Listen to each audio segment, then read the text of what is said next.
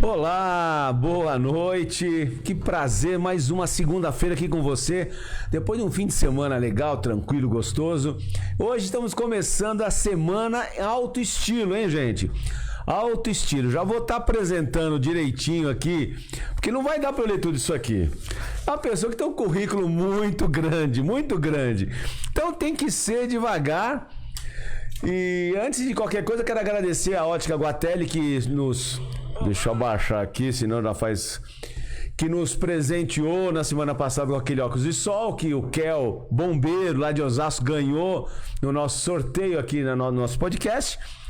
Então, assim, obrigado pessoal da Ótica, valeu, pessoal de Osasco, região, estado de São Paulo. Hoje, se prepare, estou falando com uma das maiores personalidades, e você vai conhecer, política, e também agora extrapolou o campo da política para o do esporte, né? Já era, né? Já foi secretário de esporte em São Paulo. Eu quero apresentar, com calma aqui, foi deputado federal 3 vezes, só 3 vezes. Secretário quantas vezes? 5. 5 vezes secretário de tudo, da Casa Civil, deputado estadual... Foi deputado estadual aqui em São Paulo, vereador, é um médico, e eu quero apresentar para você agora o meu amigo, que eu posso falar que é meu amigo, esse é meu amigo mesmo, Walter Feldman. Ô, querido, toca aqui. Deus te abençoe, obrigado por você estar aqui com a gente, um prazer muito grande, gigante. Podcast aqui, você sabe, a gente vai bater um papo e aqui tem assunto, hein? Aqui, ó, o currículo não é, ó, se eu fosse ler tudo isso aqui, Walter, se eu fosse ler, trabalhamos juntos na rede de sustentabilidade, aquele contato muito legal que nós tivemos com a Marina, com aquele pessoal. Aliás, a Marina é uma pessoa que eu conheci de perto e eu posso falar que muita gente não conhece a Marina, né? Só do que se vê aí na mídia, o que foi vendido, a desconstrução que ela teve com o PT em 2014, se não me engano. Foi. Era uma pessoa maravilhosa, nós nos conhecemos ali naquele processo. Mas seja bem-vindo ao nosso podcast, nosso canal. Aliás, você que está me assistindo agora, aproveite para dar uma curtida, hein, gente? Curte a minha página. Hoje a gente ia começar também junto com o YouTube, mas ainda não ficou para semana que vem. Então, Reinaldo Mota Oficial YouTube, Reinaldo Mota Oficial Facebook e Reinaldo Mota Oficial Instagram. Boa noite, querido. Puxa vida, Reinaldo, eu estou feliz aqui, podia ser o programa inteiro você falando, porque aumenta muito a autoestima da gente, parece até que cumprimos um papel importante na vida pública brasileira, em tantas atividades pelas quais passamos, mas eu diria para você que é uma alegria estar aqui no teu estúdio, participando de um programa que já vem sendo falado, porque você sempre traz personalidades, retirando a minha presença, porque hoje gosto de ser uma pessoa, cidadão simples, comum, tranquilo, sabendo que fez o que pôde, por onde passou, mas com muita alegria de ter deixado um legado de participação, de construção da sociedade democrática, de ter participado dos grandes debates contemporâneos, de ter ocupado algumas funções do parlamento, no executivo, recentemente no futebol.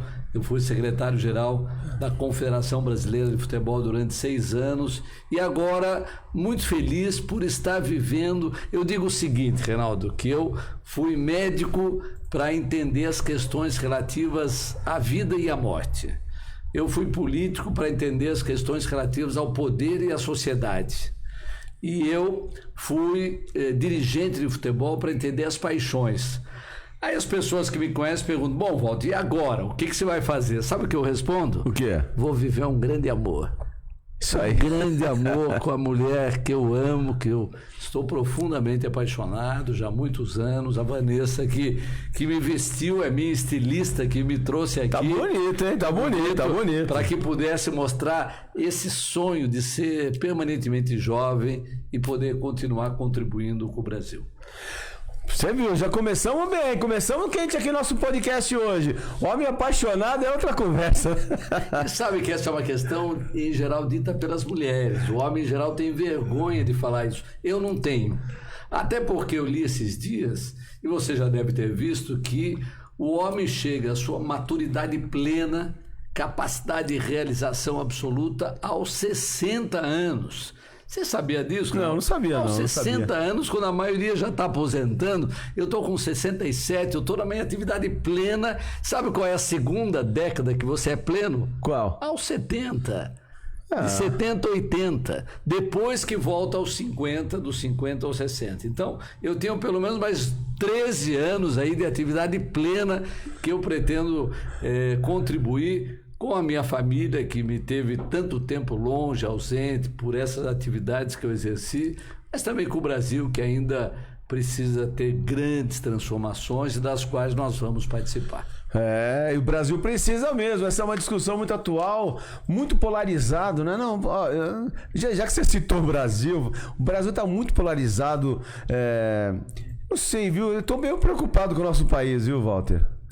Eu também, Reinaldo. Eu diria que eu tive a oportunidade de viver os grandes momentos do nosso país nas últimas décadas.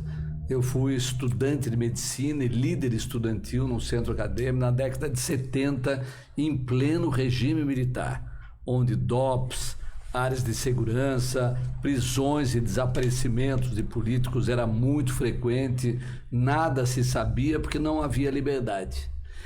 Eu começo a participar do momento de reconstrução do país, com Franco Montoro aqui em São Paulo, Tancredo Neves em Minas Gerais, aquela abertura que os militares tiveram obrigação de fazer para que a democracia pudesse voltar. Eu participei completamente desse momento, a luta pelas diretas, ida para a rua, convocação da sociedade para participar, 1 milhão de pessoas no Vale do Engabaú, 300 mil na Praça da Sé, uma empolgação para que a gente pudesse ter um governo civil. E tivemos um longo período, depois da morte do Tancredo Neves, o Sarney, o Itamar, o Fernando Henrique, o Lula, e agora um Brasil, como se disse, muito polarizado. A democracia corre algum risco? Eu não acredito. Eu acho que nós construímos instituições muito fortes, muito consistentes. O parlamento é forte, o poder judiciário é forte e o executivo sofre um processo permanente de mudança, né? De alterações em decorrência da escolha das pessoas. O parlamento ele absorve melhor as grandes diferenças e ele sempre tem um papel, eu diria, de sistematizador das diferenças, então tem uma síntese mais fácil. O executivo não, ele polariza de um lado, ele polariza do outro, e hoje nós estamos vivendo uma polarização dramática, eu diria, nunca existente na história brasileira, que poderia inclusive levar a esse seu questionamento, que é uma dúvida se as instituições correriam um risco. Eu digo que não, nós saberemos fazer o correto. Você veja, dia 7 de setembro anunciado como o grande momento da calamidade, dia 12 em seguida o grande contraponto, nada disso aconteceu. A democracia segue seu rumo natural e teremos eleições aí em 2022 e o povo saberá escolher novamente aquilo que se ajuste ao caminho que o Brasil tanto merece. O Brasil é um país continental, então é um pouco mais difícil, né, de alguma quebra de sistema, não é verdade? Assim, como países menores, mas o Brasil é um país continental, norte, sul, leste, oeste, nordeste, sudeste. É mais complicado. Estava falando com uma pessoa hoje. O Brasil é várias nações dentro de uma, na verdade, né? Vários estilos, vários. Mas eu fiquei um pouquinho preocupado quando eu comecei a ver essa movimentação, a militarização e assim por diante. Apesar que, se você é um médico, você vai acabar levando alguns médicos que você conhece. Ele era um militar, acabou trazendo muitos militares, né? Não é por aí ou não? Não, sim. Por exemplo, eu convivi com o presidente Bolsonaro 12 anos na Câmara Federal. Particularmente um pouco mais próximo até, porque nós éramos membros da Comissão de Relações Exteriores e Defesa Nacional. Então, eu pude acompanhar o seu pensamento, as suas intervenções, a sua visão de sociedade, de mundo. É uma visão, eu diria, pontual. Ela não é sistêmica. O presidente Bolsonaro nunca demonstrava uma visão para ser o líder nacional que é hoje. E ele representa uma tendência do pensamento humano, que é uma tendência mais conservadora, eu diria pontuada e alguns aspectos, inclusive, da visão conservadora, que é a questão do armamento, é a questão de gênero, é a questão de um combate radical àquilo que existia no passado, que era a preocupação em relação ao comunismo, a questão do crescimento dos vermelhos. Nada disso hoje tem mais importância. Não existe essa polarização da Guerra Fria, Estados Unidos e União Soviética. Mesmo a China, ela sofreu um processo profundo de mudança. Hoje o capitalismo lá domina. Eu diria que o comando político é um comando que é adequado a alguns aspectos da vida social e da vida política do país. Então, a Guerra Fria já não existe mais. Muitas vezes o discurso dessa visão conservadora, imaginando que há um inimigo externo que precisa ser combatido. Esse inimigo não existe. Eu digo isso com toda tranquilidade, porque eu fui do Partido Comunista, Reinaldo, 10 anos. Eu vivi a visão ideológica mais radical, mais profunda. Isso, eu diria que é história. História que não vai pontuar com uma polarização forte no cenário mundial em nenhum outro país. Então, me parece uma visão equivocada, superada, que o processo democrático eleitoral brasileiro vai reaprumar e vai redirecionar. É que se levanta essa polarização para você segurar aquele grupo que você tem, no caso do presidente. Agora, por outro lado, também, o Lula foi preso. Claro que isso não é um demérito, porque se ele... Não é um demérito, não é isso que eu quis dizer. Ele foi preso, foi condenado, foi preso. E ele pode vir agora a ser o presidente da República novamente. Você enxerga isso uma coisa normal? Como é que o senhor enxerga isso? Eu diria o seguinte, Reinaldo, como a polarização no Brasil, ela assumiu cores radicais, é compreensível que com o comportamento do presidente Bolsonaro, anti-Lula, anti-PT, houvesse possibilidade do retorno do Lula depois do aprofundamento do processo jurídico, na minha avaliação, equivocado, acelerado, assodado, que foi uma série de aspectos da Lava Jato. Não que não tivesse verdades, não que não tivessem elementos de apuração e de condenação, mas você sabe que existe um processo de Código Penal que tem que ser respeitado. Sem dúvida. Se ele não for respeitado, tudo aquilo que leva à acusação pode cair por terra. Que foi o caso do que o STF fez, né? Que, na verdade, não é que ele está falando que ele não é culpado, ele falou assim que o processo foi errado. Isso leva a equívocos, e os equívocos podem ser dramáticos em relação ao seu desdobramento. Então, eu diria que esses erros que foram cometidos levaram a uma retomada da polarização. Então, o Lula, se houve erros, os erros têm que ser corrigidos. Se isso permite que ele volte a ter direitos políticos e ele possa disputar, faz parte do sistema democrático. Então, se o Lula vier e o Bolsonaro estiver numa candidatura à reeleição, é muito provável que essa polarização se dê e a escolha se faça entre os dois, novamente. Uma terceira via, você acha que que não dá tempo ainda de se construir? Não, é perfeitamente possível. Inclusive, o eleitorado brasileiro está em busca de uma terceira via. Também acredito. Quando ele está polarizado, ele não tem opções. Se uma terceira via se consolidar no surgimento de um outro nome que demonstre uma ponderação, uma recusa à polarização, um debate de ideias, pode fazer com que essa terceira via venha a ser vitoriosa. Portanto, o que eu quero dizer é que nós vamos ainda viver momentos muito ricos, muito fortes, onde o diagnóstico e o resultado final ainda não está apontado. Estamos aqui nesta noite de segunda-feira com o meu amigo querido Walter Feldman.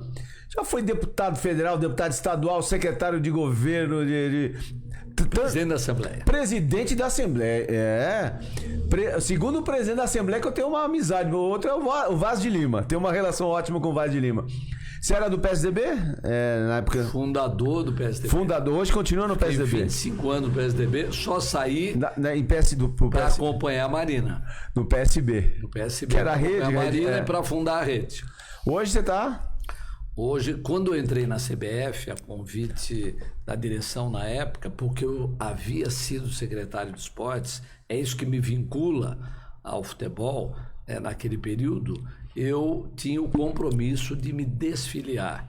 Até porque os secretários gerais, a Organização do Futebol Mundial é um negócio incrível. 211 países participam. E a articulação entre as confederações nacionais se dá através dos secretários gerais, que tem que ser apolíticos e apartidários. Então, eu me desfiliei, hoje eu não tenho nenhum partido, não sou candidato absolutamente a nada, vou cumprir novas funções, novos desafios e novos sonhos. Que está relacionado com o coração. Como eu disse, em primeiro lugar, viver o meu grande amor. E segundo, desenvolver alguma atividade que contribua com o Brasil. Estamos aqui, eu estava falando com o Walter Feldman, já falei, novamente apresentando, né? No Papo Reto, secretário, presidente da Assembleia Legislativa, deputado estadual, federal, secretário de esportes, secretário-geral da CBF, governador também? Quando eu assumi no dia 15 de março. No dia 6 de março morreu Mário Covas. Assumiu o Geraldo Alckmin. Então, pela estrutura de organização do poder no estado de São Paulo, quando não há um vice, o vice é o presidente da Assembleia.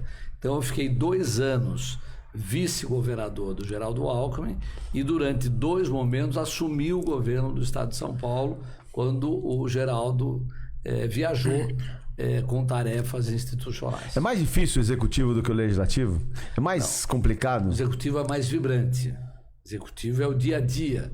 Por exemplo, Reinaldo, eu fui secretário das subprefeituras de São Paulo. Imagina o que é isso. Lá na Sé, né? Não, na Secretaria da Sé? Não. Não, era na Líbero Badaró. Quem que é o secretário da subprefeitura? São 31 subprefeituras, cada uma delas corresponde a 350, 400 mil habitantes. Ou seja, você imaginar... uma grande cidade vezes 31. Meu Deus. Eu era o secretário de 31 subprefeitos. Foi um período riquíssimo, gestão do Serra, prefeito de São Paulo. Então, eu vivi muito essa cidade, porque o subprefeito é aquele que faz o dia a dia, toma conta, toca o balcão, resolve as questões, as enchentes, a pavimentação. Naquele período, nós pavimentamos 530 quilômetros dentro da cidade de São Paulo. Fizemos muitas iniciativas, foi uma experiência de comando da cidade muito grande. Então, a única experiência que eu tive assim bem próxima de um governador foi com o Geraldo Alckmin, que eu fui no final do expediente, uma pessoa me levou lá, vamos no final, o Geraldo Malta, o grande Geraldo Malta, me levou lá pra gente bater um papo. Eu sei que ele chegou naquele momento, o Alckmin, tirando a gravata, quase morrendo, falei, meu Deus do céu, não sei se eu quero ser governador, não. O executivo é dia a dia. O executivo é vibrante, eu diria que é maravilhoso. O que é o executivo, Reinaldo, que você aprende muito? Só uma coisa, estamos com 2.000 pessoas ao vivo, muita gente falando e participando aqui, viu? Maravilhoso. Fico muito feliz, espero estar falando... Estamos aqui, 2.000 pessoas ao vivo. Maravilhoso. Espero estar falando algo que corresponda, muitas vezes, ao pensamento das pessoas. Gostaria, inclusive, mais de debater. Mas o que é um executivo, Reinaldo? É um decididor. É um decididor. É um indivíduo que tem a sensibilidade, rapidez, audácia, coragem de tomar decisões em poucos minutos. Por isso o executivo tem que ser adestrado, treinado, não necessariamente tem que ser um intelectual. Tem que ser alguém com cursos. Tanto que o Lula foi um administrador do Brasil. O Fernando Henrique era um intelectual, foi um administrador do Brasil. O Geraldo Alckmin é médico, foi um administrador. O Márcio França anteriormente foi prefeito de São Vicente, mas são pessoas que têm uma capacidade inerente então, de tomar decisões. Eu soube, o Márcio me falou, eu estive com ele a semana passada. O que é o homem do parlamento, do legislativo? É o debate, é a troca de ideias, é a busca de uma síntese para aprovação de um projeto, tem um tempo maior para tomar as suas decisões. O executivo não, ele tem que tomar rapidamente. E às vezes, muitas por dia. O Galo das Gravatas falou que tá mandando um recado para você. Reinaldo, aguarda um boa noite do Walter. Galo das Gravatas, ele vai lembrar. Alcides Galo. Não, o Galo das Gravatas é uma pessoa inesquecível na minha vida. Eu bati o olho aqui e falei, tem muita... O Galo trabalhou comigo em Emiliano Matarazzo. Eu sempre fui muito da zona leste de São Paulo. Foi a minha origem política. Eu comecei na década de 70. Você foi vereador, eleito para aquela região. Vereador 10 anos. E o Galo era uma figura muito interessante, porque eu estava muito com o Galo. Um abraço para ele. Tenho muitas saudades daquele momento que vivemos juntos. E o Galo, às vezes, estava sem gravata e eu tirava a minha e dava para ele. E eu dei várias vezes. E o Galo sempre guardava, eu sempre o via quando eu estava de gravata com uma gravata que eu havia dado. Então eu nunca mais esqueci. O Galo é um querido amigo, uma saudação, um abraço fraterno para você. O Kiko Jimenez, que era da rede, o grande Kiko. Manda um abraço pro meu amigo e meu guru Walter Feldman. Um abraço para mim e pro meu guru Walter Feldman, o Kiko Jimenez. Corintiano, né? Fazer o quê? Ninguém é perfeito, né? Não, olha, isso eu vivi muito. Eu tenho um enorme carinho pelo Corinthians, apesar de eu torcer pelo São Paulo, mas quando eu fui secretário... Quando eu fui secretário-geral da CBF, eu aprendi a amar os clubes brasileiros, porque eles representam a paixão do nosso povo. Então, convivi muito com o Flamengo, com o Fluminense, com o Corinthians, com o Palmeiras, com o Grêmio, com o Inter, com o Bahia, com o Ceará, com o Fortaleza, ou seja, são clubes extraordinários. E que... Mas a CBF eu quero já falar, porque eu gosto de futebol. Sim. Aliás, eu nasci... com esporte dentro de mim e tal, e eu colecionava placar. Eu ficava esperando, não sei se era segunda ou terça-feira que chegava o placar na banca, ficava na banca esperando chegar a revista Placar, comprava, tinha pilha, pegava no meio, sempre tinha um time de futebol, colocava na minha parede. Então assim, futebol é uma coisa que eu sou fascinado, gosto, até entendo um pouquinho. E eu queria deixar pro segundo bloco pra gente falar bastante da CBF, hein? Porque é uma coisa que eu amo. E aí eu falo pra todo mundo, o secretário-geral, Walter Feld, é meu amigo, hein? Tá lá a CBF. E é verdade. Mas ainda pra gente terminar essa primeira parte política, que tudo é política, até o futebol também é política. Mas você então acredita que no ano que vem, que é um sinalizador para as eleições municipais 2024, mas o ano que vem você acha que vai ter alguma mudança? Por exemplo, eu estava até comentando, por que é um sinalizador? Você falou, o Brasil é o macro, não são os municípios.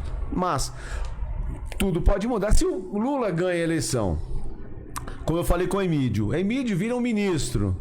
E Osasco estava caminhando bonitinho aqui com a atual gestão. Quer dizer, muda tudo. Então, mas você acha que pode ter uma transformação mesmo agora na política partidária para os próximos anos? Ou você acha que vai na mesma toadinha? Não, Reinaldo, eu acho, em primeiro lugar, a questão partidária está muito comprometida no Brasil. A eleição do Bolsonaro mostrou que partido não era tão importante como se imaginava. Ele foi eleito praticamente sem partido. Isso já aconteceu na época do Collor, lembra? O Collor também não tinha partido. PRN, como é que é o partido? PRN. O que demonstra que a democracia nossa é uma democracia ainda em construção, porque uma democracia plena precisa ter a vida partidária. É importante que hajam programas. É importante que o eleitor identifique aqueles candidatos que se posicionam em relação à transformação que a sociedade precisa ter, seus avanços, seus recursos, suas relações internacionais, seus programas em relação à educação, à saúde. Hoje a questão da juventude, as mídias sociais, são temas da maior importância. Mas você vê muitas vezes que numa campanha eleitoral esses temas não são aprofundados. O próprio Bolsonaro foi eleito sem nós sabermos qual era o seu programa. Ele veio para fazer o quê? quais eram as mudanças que ele colocava durante os debates, em relação aos quais ele nem participou.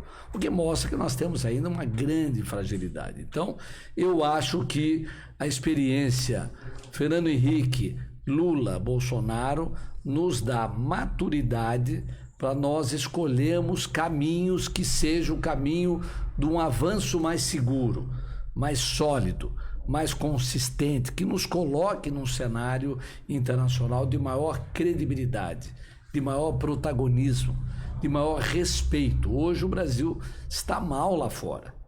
Nossa credibilidade está muito comprometida, seja do ponto de vista da nossa dificuldade de segurar o processo econômico, de você manter as atividades que foram consolidadas em período recente, de você ter combatido a pandemia com uma consistência científica e um debate com a sociedade mais profundo. O Brasil tem sido muito criticado, por exemplo, na área ambiental. Nós temos feito recuos nessa questão e o mundo espera de nós respostas mais adequadas. Nós que fomos da rede, nós sabemos como que esse é um tema central que a humanidade cobra do Brasil. Então, eu acredito que as boas, médias ou más experiências ocorridas nos últimos 20 anos no Brasil me dão a esperança de que nós vamos fazer escolhas adequadas para um futuro melhor. Estamos aqui no Papo Reto, aqui é Papo Reto mesmo, tá pensando? Já dá uma curtida na minha página, Reinaldo Mota Oficial, e aproveita também dá uma curtida no Walter Feldman, que não precisa nem de oficial, o único Walter Feldman que existe não é o Fábio Feldman, é Walter Feldman. No meu caso tem muito Reinaldo aí por aí, Mota também. Reinaldo Mota Oficial, ó, tanto no YouTube que a partir de semana que vem vamos estar com o secretário, se não me engano, de Tecnologia de Barueri, Jonathan Randall. Depois vai vir o Teco, vice-prefeito de Itapevi, importante cidade, e depois, na sequência, o prefeito de Jandira. Então a gente está fazendo um trabalho muito grande regional, focando nossa região. Hoje não, hoje é a nível nacional, estadual e também municipal, né? Porque já teve em Osasco algumas vezes, a cidade de São Paulo está no coração do Walter. Mas dê uma curtida lá, por favor. Curta a minha página e manda o seu recadinho. O Cláudio Magno também, Fábio Sinegalha, Aurora, o pessoal entrando aqui, bastante gente. Então, nesse momento, 1.800 pessoas ao vivo aqui na nossa live. E ele foi secretário-geral da CBF. Primeira pergunta, que eu já vou aquela pergunta no final, né? E não é do Caboclo, não, deixa ele quieto, né? Cada um que responde. Melhor. Cada um responde. A única coisa que eu achava é que ele é diretor de São Paulo, né? Tem uma ligação com São Paulo. Achei que São Paulo ia ser, não beneficiado, mas menos roubado. Olha a palavra. Mas não houve nada disso, deixa o Caboclo pra lá. Você é a favor da Liga dos Clubes? É uma coisa mundial. Você que foi um dirigente da CBF... Eu quero que você seja, como é que eu posso dizer? Tira agora um pouco a CBF do coração e responda pra ele. Não, eu, ao contrário, depois que eu saí da CBF, eu dei umas 7 entrevistas de caráter nacional, tocando nesse assunto, porque eu fui o porta-voz da CBF nesses últimos 6 anos. Sim. E hoje na CBF... 6 anos já, hein? 6 anos. Puxa 6 anos vida. e pouco. E hoje na CBF ninguém fala. Eu falava com todos os jornalistas, a imprensa do Brasil inteiro, Jornal Nacional, Bem Amigos, todos os programas de debates. Eu era o porta-voz das ideias. Vários, viu? Várias entradas então, suas. eu nunca fugi ao debate. Pelo contrário, por isso que eu construí uma relação também na imprensa esportiva muito boa e continuo falando. E uma das últimas entrevistas, por que eu saí da CBF? Porque com a crise com o Caboclo, que é uma crise de caráter comportamental, não é aquela crise da corrupção do passado, dos contratos que levaram ao FIFA-Gate. Pô, mas o cara tinha que também, né, ter esse deslize comportamental, né? Tava indo tão bem tudo, né? Essa é uma coisa que a gente tem aprendido muito. Eu diria que o compliance da CBF, Reinaldo, é um dos melhores do mundo. Na área do futebol, talvez seja a referência mundial.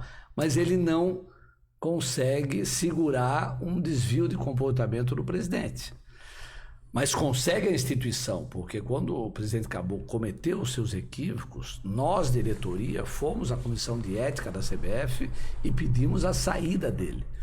Isso você não vê nem no setor privado. Ou seja, nós cumprimos um papel extraordinário de resolução de um problema gravíssimo, agudo, com o presidente. Muito bem. Mas eu saí logo após a saída do Caboclo, porque eu fui, nesses últimos 6 anos, a ponte de contato com os clubes. Eu tinha essa tarefa de fazer com que, pela primeira vez dentro da CBF, os clubes fossem ouvidos, respeitados, pudessem se organizar, pudessem levar suas demandas. Eu era um pouco ouvidor dos clubes. E quando houve a crise na CBF, a crise muitas vezes se dá na questão do poder, porque quem comanda a CBF hoje são as federações estaduais. Elas que, na verdade, elegem o presidente da CBF. O peso dos clubes é bem pequeno, né? Em relação às federações. Federação peso 3, clube da Série A peso 2, clube da Série B peso 1. Então, se juntar todos os clubes, as federações elegem o presidente da CBF sozinhas, independente dos clubes. As federações. As federações. E eu, de certa forma, dei mais poder aos clubes. Eu fui um espaço dos clubes dentro da CBF. Houve um temor, eu diria, das federações mais conservadoras, de que aquela minha posição... Rio de Janeiro, inclusive. Também pudesse facilitar o crescimento dos clubes na organização do futebol. Eu sempre fui a favor da Liga, nunca achei que a Liga pudesse ser um instrumento de radicalização de uma crise entre CBF, federações e clubes. Pelo contrário, é uma instituição que pode existir, ela pode agregar, ela pode melhorar a organização dos campeonatos, ela pode melhorar principalmente a performance comercial e financeira dos clubes brasileiros, que precisam disso. Eu sempre defendi essa tese, mas algumas federações consideraram que eu era alguém que poderia prejudicar a manutenção do poder. E aí eu saí. Então, eu sou a favor da Liga, já dei várias entrevistas em órgãos nacionais falando sobre isso, e, na minha opinião, ela só viria a contribuir com a melhoria do futebol. É inevitável a chegada da Liga, ou você acha que É inevitável se os clubes souberem se organizar.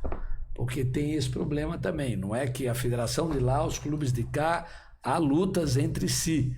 Então, os clubes, os 20 clubes da Série A, se tivesse a unidade, já haveria a Liga, ela já estaria, de certa forma, em processo de organização final, mas a luta interna dos clubes tem impedido isso. Então, o Clube dos 13, eu vivi aquela época do Clube dos 13, que foi também uma forma de se rebelar contra o sistema.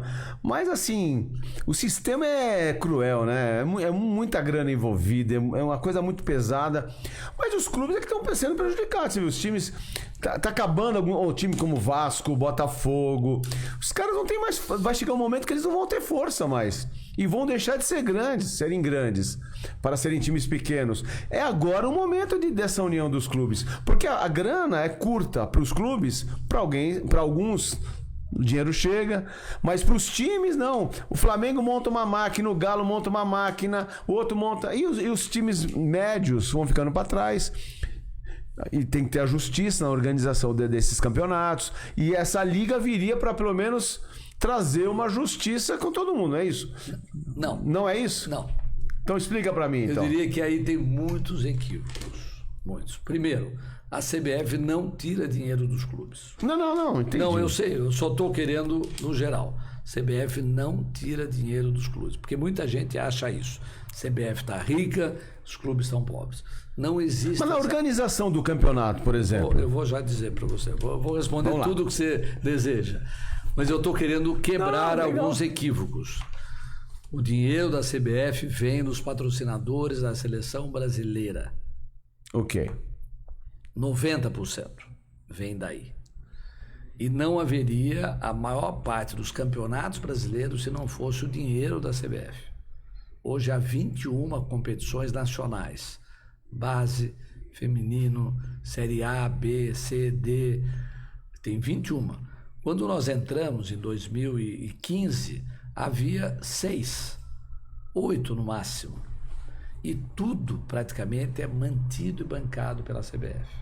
Muito bem. Então, esse é o primeiro equívoco que é muito falado. Tá. Segundo equívoco, o problema maior dos clubes é gestão. porque muitas diretorias no passado comprometeram o futuro fazendo gestões temerárias, pagando altos salários, contratando jogadores sem ter caixa para isso e comprometendo receitas futuras.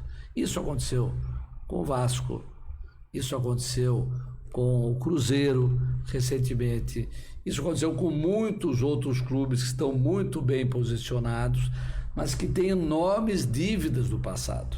Eu diria que quase nenhum clube hoje está... E o dirigente não é responsabilizado, né? Exatamente. Hoje é diferente. Hoje existe um sistema implantado pela CBF chamado Fair Play financeiro.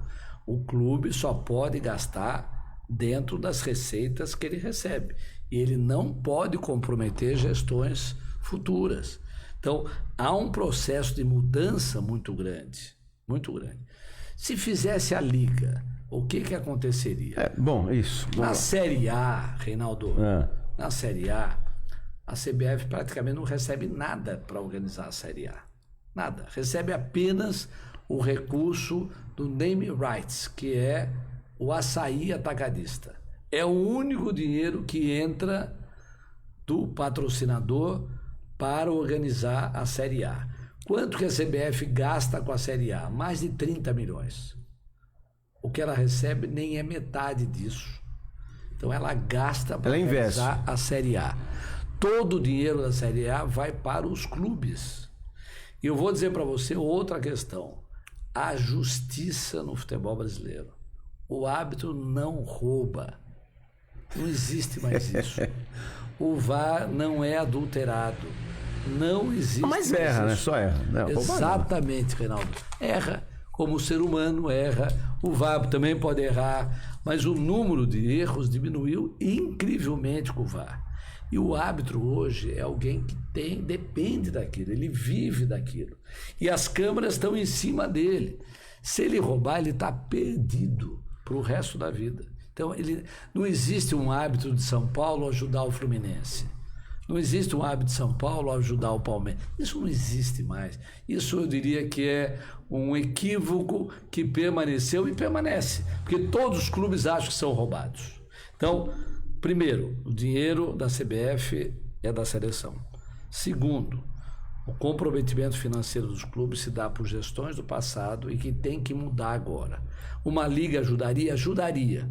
Além do dinheiro que os clubes da Série A recebem da televisão, que é a maior parte, mas recebe também de patrocinadores, a maior parte da televisão, vai tudo da Globo para os clubes. Não passa nada pela CBF, nem intermedia. Vai direto para os clubes. E os clubes recebem aquilo e pagam os seus plantéis, pagam o seu treinador, mas é insuficiente, porque a dívida é grande. Tem que pagar o Profut, os salários são gigantescos. Você imagina a folha de pagamentos do Flamengo, do Palmeiras? Imagino. É muito grande. Só o Daniel Alves ganhava 1 milhão e pouco por mês, né? Exato, é muito grande. E agora falou que vai aceitar 600 mil do Flamengo? Bom, é brincadeira, né? Você imagina. E tem jogadores do passado que já são velhinhos que continuam recebendo, o clube continua bancando. Então, recentemente foi aprovado o Clube Empresa, que é para você dar uma gestão mais profissional ainda e para você ter um recurso vindo de fora, de fundos nacionais e internacionais para injetar no clube, para pagar a dívida e para começar a ter uma gestão mais racional e mais profissional. Então, liga, bom, é bom, porque terá mais fontes de recursos, terá mais investimentos e pode ajudar a dar um salto que o futebol brasileiro... E se essa organização da Liga te chamasse para você... Me chamou. Ah, chamou? Vários presidentes de clubes, você não quer participar, tal. Eu tomei uma decisão na vida. Eu dei uma contribuição à política, minha cota está cumprida.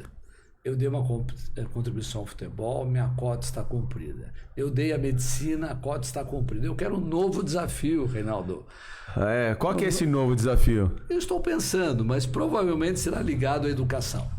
Eu acho que é o que muda o Brasil e o mundo, a educação. Estou muito empolgado com essa possibilidade. Tenho trabalhado muito na economia que mais cresce no mundo, que é a economia criativa. Tenho participado de algo que é feito por um brasileiro, que eu convido você a convidá-lo, que é o Dia Mundial da Criatividade. Vai ser uma honra. Foi construída por um brasileiro. Estou empolgado com essa ideia. E várias outras possibilidades que eu tenho pensado. Eu quero continuar ajudando o Brasil, mas talvez não nas áreas que eu já militei, até para viver um pouco mais. A vida, Reinaldo, ela é curta, mas ela não pode ser pequena. Nós temos que aproveitá-la numa intensidade máxima. E no seu caso, máxima. muito cíclica, né? Medicina, política, futebol. Mas 3 atividades relacionadas ao ser humano. Não, com certeza. Sempre é o ser humano, que é a minha especialidade, se é que eu tenho alguma especialidade. Mas medicina, então você não... Não, porque essa olha, parte de educação que você diz não passa pela medicina, então? Não é educação em medicina. Educação básica, fundamental, é uma área que tem me empolgado muito, porque por aí está o nó da questão nacional. Eu tenho me empolgado com essa atividade. E se algum governo chamar você para estar dentro dessa pasta? Não. Não tá... Atividade política, não. Já fui convidado por alguns governos e não pretendo voltar à atividade pública. Eu quero pensar, atuar no pensamento, tenho trabalhado com o setor privado, também em algumas áreas, particularmente na educação, mas é para dar uma contribuição à atividade pública, mas não por dentro. Eu quero atuar um pouco mais no pensamento e na formulação. Estamos aqui no Papo Reto, você tá vendo, né? Já deu uma aula aqui sobre a CBF, deu uma aula aqui pra gente, né? Sobre esses assuntos que a gente, aqui fora a gente fala robô, ladrão, mas tem alguns juízes que eu falo, não é possível. É muito tendencioso, não tá roubando, mas a interpretação... Tem, Reinaldo, eu falo forte em relação a isso. Não, eu também acredita nisso. O árbitro do futebol hoje é muito bem preparado, está entre os melhores do mundo. O Brasil tem o maior quadro de árbitros FIFA do mundo, extremamente qualificados do ponto de vista ético, moral, preparação física, conhecimento da regra. Nós temos o orgulho da arbitragem brasileira. E o Gaciba, que é o coordenador da arbitragem, é um homem da maior seriedade. Então, continua o Gaciba, né? Continua o Gaciba. Ainda vai apanhar muito, mas eu diria para você que muitas vezes o dirigente de futebol é mais fácil para ele acusar a arbitragem do que melhorar o seu clube. Vamos lá, muita gente entrando aqui. Estou aqui com Walter Fel. Aninha, tá tudo show, tá tudo saindo direitinho aí. Muita gente vendo a gente. Tô dando uma aula. Ele falou que quer atuar na educação, mas já tá dando uma aula aqui pra gente, né? De política. Você acha que vai ter mudança radical no Executivo Nacional ano que vem? Acho que nós vamos mudar. O Brasil é um processo de mudança permanente, sim. Essa grande multidão que o Bolsonaro atrai, você acha que isso não diz exatamente a grande maioria que não sai, fica quieta? A maior tendência no Brasil é de mudança. Como aconteceu nos Estados Unidos? O Trump também achava isso e perdeu. Eu acho que Bolsonaro fez a sua política, aplicou as suas ideias, seus métodos, mas acho que o Brasil caminha para uma mudança que reinsira o Brasil no cenário mundial. Ok, estamos na reta final do nosso programa, muita gente aqui querendo o óculos, gente. Foi sorteado no programa passado, viu, Pio? Foi no programa passado. Minha mãe tá assistindo, um beijo pra dona Miriam. O Kiko perguntou, já respondeu. A Ótica Guatelli também já tá aqui participando. A Miriam Lombas, a Aurora, o Kiko Alcides. E aí vai assim, Fábio, Cláudio, a Connect Medical Service tá com a gente hoje. Grande Yuri com a gente, boa noite. Navarro é das famílias tradicionalíssimas de Osasco, lá do Olaria do Nino. O avô dele era o famoso Agostinho Navarro, uma das ruas mais importantes. Vini Trindade com a gente também, grande Vini. E aí vai, se eu ficar lendo todo mundo, eu não vou sair daqui. Na reta final... Deixa eu completar uma coisa só em relação ao futebol, para saber. Tem uma frase clássica que diz o seguinte: futebol é a atividade mais importante... Entre as menos importantes. É o Milton Neves que fala isso, né? Tá errado. Então corrija. Tá errado. Porque o futebol é uma atividade produtiva, é uma cadeia importantíssima do sistema econômico, corresponde a quase 1% do PIB brasileiro. Poucas atividades do esporte e da cultura têm um papel tão relevante. São 52 bilhões que são gerados por essa economia específica, são 150 mil empregos, portanto não pode ser tratado apenas como lazer, divertimento, paixão ou sem importância. É muito importante e nos representa lá fora. Quem fala do Brasil, fala em futebol e ainda nós somos o maior celeiro do mundo. Então, o futebol não é a coisa mais importante entre as menos importantes. Representa um PIB do Brasil. 52 bilhões de reais. Belo PIB. Produto Interno Bruto, né, do país. E tem uma função muito importante, 1% gerando emprego, gerando renda. E além de tudo, mexendo no coração, né? Tanto para um lado, para o outro. Contrato da Globo... O maior contrato da Globo é com o futebol. Imagina o significado disso.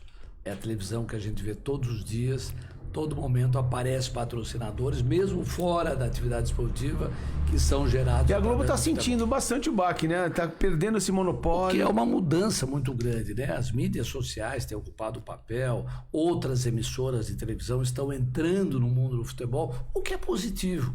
Você dá uma variação nesse mercado que é tão explosivo e é tão importante ainda para todos nós. Walter Feldman, prazer muito grande. Entrou Bebeto, grande Paulo e assim por diante. Muita gente entrando agora. Uma audiência aqui no topo, graças a Deus. Uma pessoa que eu aprendi a admirar, uma pessoa que eu aprendi a gostar, de conviver, viu? Porque quando você vê de longe, na televisão, lá na tribuna do parlamento, é uma coisa. Agora, quando você começa a conviver, uma pessoa simples ao extremo, uma pessoa humilde, uma pessoa que... Vou falar uma besteira, mas é verdade. Atende o telefone, sabe? São coisas óbvias. E agora que você não está nem exercendo a função de deputado, mas quando você era deputado, que nós nos conhecemos, as pessoas que te rodeavam falavam muito bem, você ia na simplicidade. Você esteve na TV em Osasco, na TV Cidade, você foi comigo. Você esteve naquele café com a Marina e em outras oportunidades também. Nunca falou não, sempre. E agora, de pronto, quando nós convidamos aqui no nosso podcast, você aceitou. Eu só tenho que te agradecer e tirar o chapéu. Se eu fosse o Raul Gil lá, eu tiraria o chapéu para você. Que você seja muito feliz nesses novos projetos, sonhos. Apesar que eu ainda acho que a política precisa de homens como você. Eu ainda penso assim. Obrigado por tudo. Não, obrigado, Reinaldo. Olha, eu atendi de pronto porque você também é uma figura muito especial. Eu sempre tive, daqueles que eu conheci na rede, uma das figuras mais carismáticas, mais atenciosas e mais carinhosas. Então, quando você me chama, eu venho com muita alegria. Eu espero um grande sucesso e muito futuro na sua vida. Obrigado, valeu, garoto, grande, Walter. Ó, estamos aqui no distanciamento, álcool gel, tudo tranquilo, estamos sem máscara por causa disso. Obrigado por você ficar até agora. Nosso podcast teve nos bastidores o grande Danilo. Ô Danilo, você não falou nada hoje. Cadê o microfone, Danilão? Eu conheço pouco o Walter Feldman. Quando ele começou a falar de futebol, eu só senti incomodado. Você falou, ele é corintiano. Eu falei, é São Paulinaço aqui, pô. A grande Aninha, olha lá, Ana, que olha, hoje você também, né? Saiu, a rainha Ana, né? Saiu bem daqui. Ele fala que estamos com cenário novo. É verdade, gente, olha. Mudou o cenário. Olha que bonito. Tem até umas luzes aqui atrás. Tá parecendo o Chico Buarque de Holanda nessa foto. O pessoal fala que eu pareço com ele. Mas você é muito mais bonito que ele, né? Muito mais bonito que ele. Gêmeo, né? Obrigado. Como o nome da menina estava aqui também? Que eu esqueci. A Mari, grande Mari. Ana, Danilo. Obrigado, querido. E o Alex, não podemos esquecer do Alex. Grupo Dom, muita gente com a gente aqui. Muito obrigado. Até segunda que vem, tá bom? Um beijo, fica com Deus.